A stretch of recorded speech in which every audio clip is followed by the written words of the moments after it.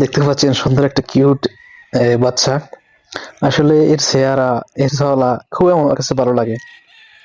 তো এখানে দেখতে পাচ্ছেন যে আরো আমাদের ছাগলগুলো আছে, যেটা আমরা এখানে সৌদি আরবে আসলে এগুলো পালন করি। আমাদের বলতে আমাদের কফিলের আমাদের এক ভাই আছে, উনি এগুলো দেখাশোনা করে।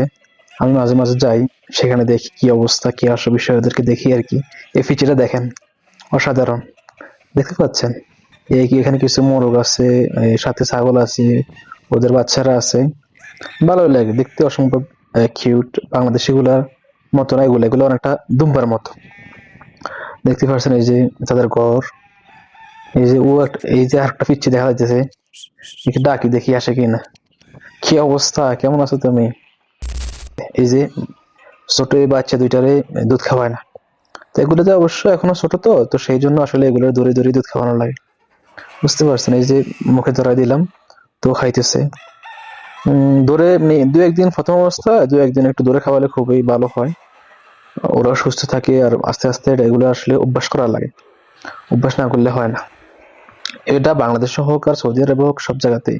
যে আরেকটা আছে পিচ্ছি, ওর মা তো ওরে খাওয়াই না। ওর মা কোন দিকে জানো? এই লোকটা ধরা যায় না ভাই, এই লোকটা ধরতে খুবই কষ্ট হয়। এই যে কি ধরা ধরে, এই খারাপ এটা ধরছি, ধরি তারপর খাওয়াইছি।